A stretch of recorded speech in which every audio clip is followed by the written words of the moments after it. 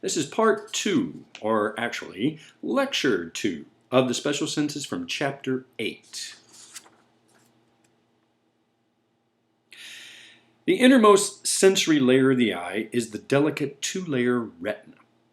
The outer pigmented layer of the retina is composed of pigmented cells that absorb light and prevent light from scattering inside the eye.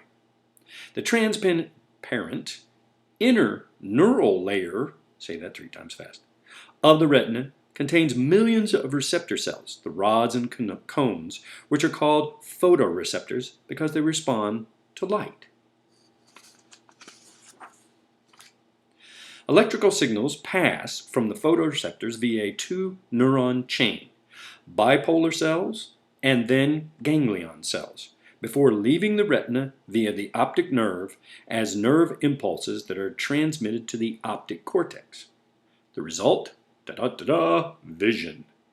The photoreceptor cells are distributed over the entire retina, except where the optic nerve leaves the eyeball.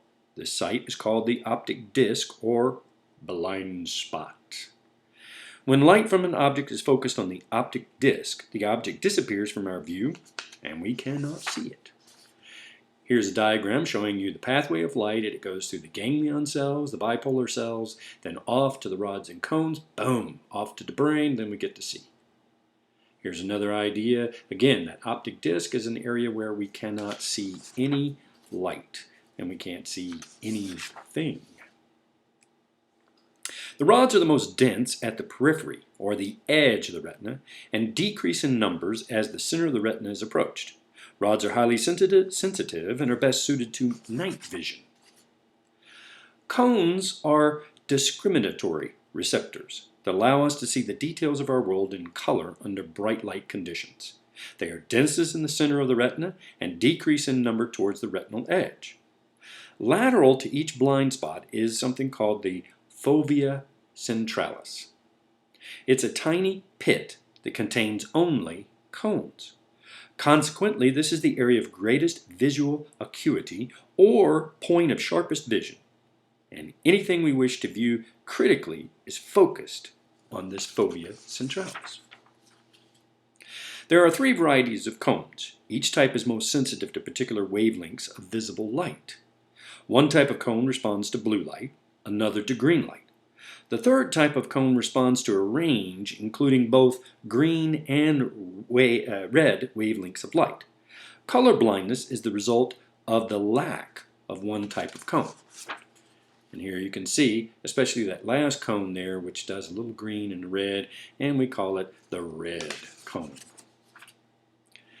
The lens is an avascular, biconcave, transparent, flexible structure that can change shape to allow precise focusing of light on the retina. Here's what the eyeball looks like with all its different parts. As we age, the lens becomes hard and opaque. Cataracts, which result from this process, cause vision to become hazy and distorted, and they eventually cause blindness in the affected eye. And here's what a cataract looks like. Believe you me, I don't want one of them. The anterior segment, or cavity, is filled with aqueous humor. The posterior segment cavity is filled with a clear gel called the vitreous humor. The aqueous humor supplies nutrients and oxygen to the lens and cornea while carrying away waste. It also helps maintain intraocular pressures. The vitreous humor transmits light. It supports the posterior surface of the lens. It holds the retina firmly against the pigmented layer and contributes also to the intraocular pressures. Now, an ophthalmoscope is something that an ophthalmologist would use in order to take a look and illuminate the interior of your eyeball. With this, he can actually detect diabetes, arteriosclerosis, degeneration of the optic nerve. He can also see a torn retina, any of those things. And here's what it looks like when you're seeing through one of these instruments. Light is bent 3 times as it enters the cornea, and on entering and leaving the lens. The far point of vision is that distance beyond which no change in lens shape is required. It's about 6 meters, or 20 feet. Focusing for close vision demands that the eye make 3 adjustments: accommodation of the lens, constriction of the pupils, and convergence of the eyeballs. And here's how light is focused. Now, the image formed on the retina as a result of the light bending activity of the lens is a real image. That is, it is reversed from left to right, upside down, and smaller than the object. Whoa, pretty cool. That's what it looks like. That is weird. The retinal ganglion cells merge in the back of the eyeball to become the optic nerve. This crosses at the optic schism to become the optic tracts. Now, each optic tract contains fibers from the lateral side of the eye on the same side, remember this, and the medial side of the opposite eye. So let's take a look. This is what it looks like.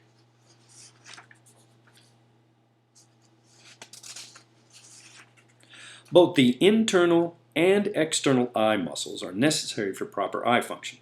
The internal muscles are controlled by the autonomic nervous system, meaning they're automatic. You have no control over them. The external muscles control eye movements and make it possible to follow moving objects. They are also responsible for convergence, which is the reflective type reflex movement of the eyes medially when we view close-up objects. Sort of looks, cross-eyed. The eye that focuses image correctly on the retina is said to have emmetropia. Myopia, or nearsightedness, occurs when objects focus in front of the retina and results in seeing close objects without a problem, but distant objects are blurred. It's like having a football for an eyeball instead of round. Hyperopia, or farsightedness, occurs when objects are focused behind the retina and results in seeing distant objects clearly, but close objects are blurred. Unequal curvatures in different parts of the cornea, or lens, cause astigmatism. In this condition, blurry images occur because points of light are focused not as points on the retina, but as lines. Totally cool. Here we have the types of homeostatic imbalances of the eyes. First, we have night blindness. What is this? This is inhibited rod function. Remember that rods give us the ability to see at night. So, color blindness is the other type of that, which is having the inability to see in certain colors because of having one of the cones not working properly. Cataracts, which we've mentioned, is the lens becomes hard and opaque. And then glaucoma. Glaucoma can cause blindness due to increasing pressures within the eye. Those things have to be checked by an ophthalmologist. So what are the key points? First of all, what is the retina? How does it work? What are the rods and the cones? Got to name those 2 fluids that are in the eye, and what do they do? What is the pathway of light, as discussed in class? And what are the different types of homeostatic imbalances of the eye? Once you got all that, we're going to take a quiz, bam, and we're done with the eyeball.